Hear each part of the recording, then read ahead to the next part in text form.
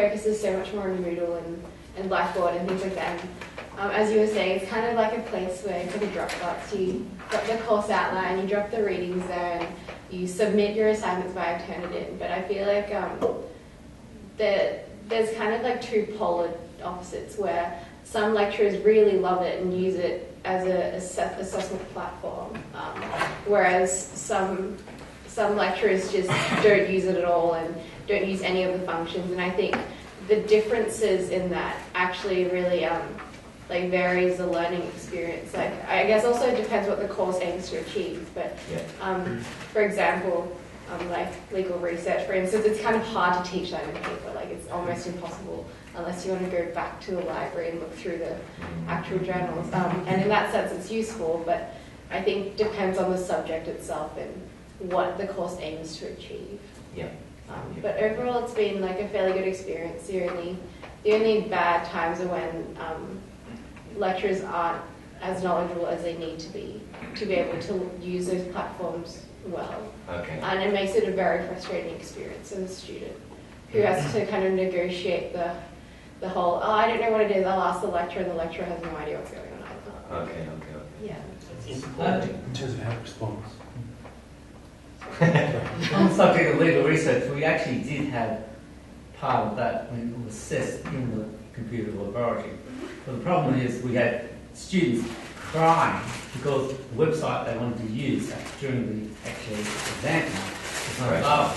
So then how do you overcome this problem of using technology during the exam period? Then it might falter for some reason. So that means that someone at an exam disadvantaged to other people. So that's why we did it for 1 or 2 years, and then we stopped it because it just wasn't going to work. It wasn't working. And then the thing I found over the years is that initially when Facebook became what it is, I just find students when I'm teaching legal research on the Facebook page, so I tell them to get off. And I also teach at another university where they give away free tablets. And I find during the class it's so distracting, their tablets, they're not paying attention at all, they're just on their tablets doing lots of other things. So there's a weakness for and against technology. There's a study that's just come out of Harvard actually recently about note-taking on a laptop and note-taking on paper, and they found that if you take notes on a paper, there's much deeper understanding of the material and regurgitation of the material later. And it's probably because you do doodles and things, but on a computer you're just writing sentences, words. But maybe when you're thinking about things in a lecture and you do little doodles, those pictures give you much better recall. Let me ask the students, would you ever conceive of a time when you would prefer to be assessed using technology rather than having to write it out? I suppose for me, because I've always been handwriting things, I still handwrite my notes and everything like that. I'm far more comfortable using, the traditional methods. And I think in terms of assessment, as you were saying, there are a lot of possibilities for things to go wrong, and that can disadvantage people. But I also think that perhaps not in terms of assessments, but if there are other ways in which you could integrate more of the technological skills which you need into the syllabus, I'm not quite sure how that could work out or in which subjects that would be used. But just in terms of, like for instance, over the course of the break I've been applying for a lot of jobs, paralegal jobs, things like that. I'll go to the interview and I'll say, what about this particular information system? What are your experiences with this program?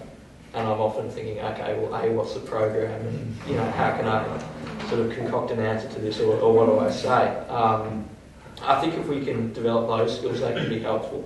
But in terms of assessments, I think there are so many possibilities for things to go wrong that you really need to make sure that the system's up and running and working really well before you transition into that. Yeah, of course. The assessments are in time frames. Well, when you say that, are we talking about sort of like real-time run an exam sort of assessment, or are we talking about just things that are submitted, like a digital file, like an essay? I think submitting things online is fine, but in terms of the real-time assessment on the internet or something like that. Yeah, why would you do it?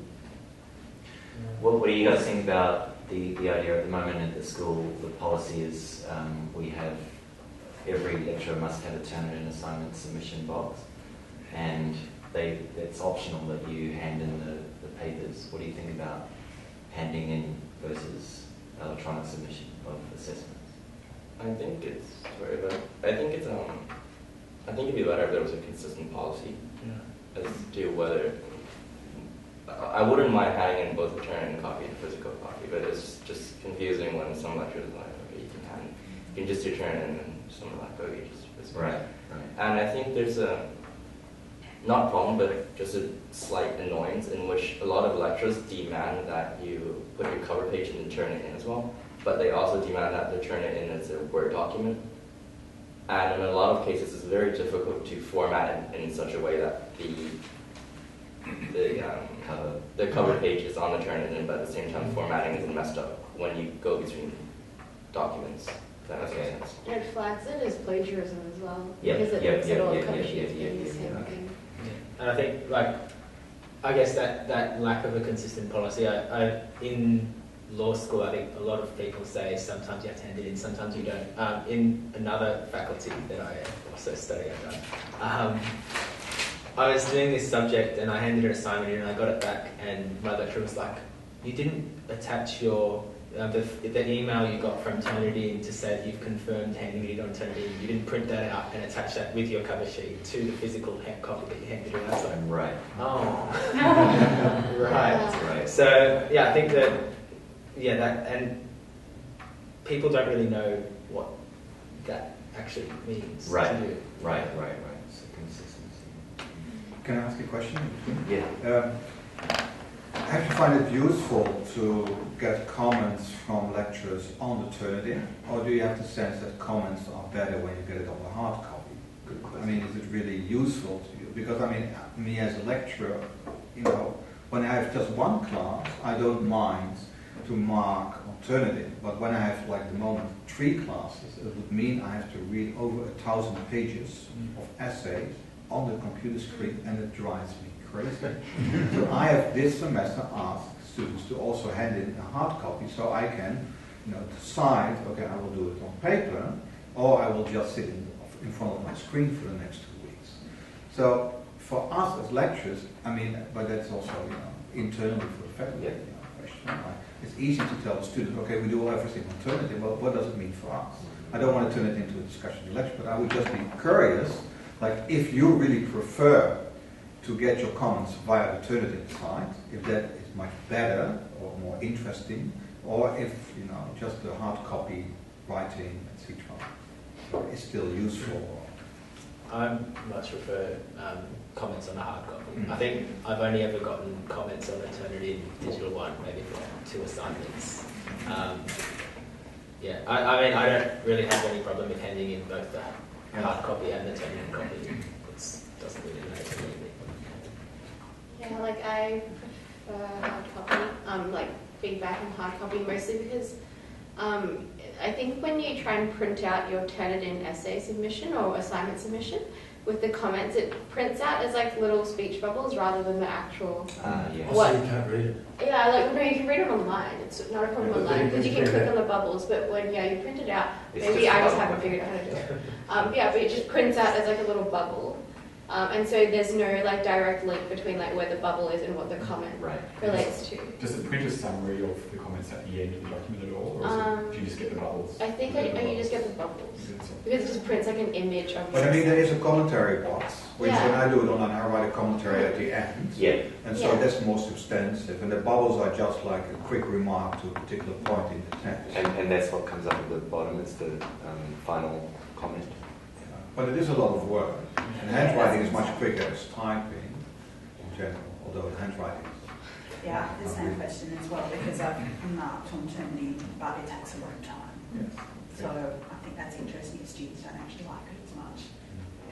It may not be suiting anyone. But my other question is, what about the voice comment on Turnitin? Like, how would you feel about receiving voice comments on your assignment? Because there's a thing on here where you can just record and then you just listen to your lecturer giving you a... Never happened. Never had it. No. What did you think about it?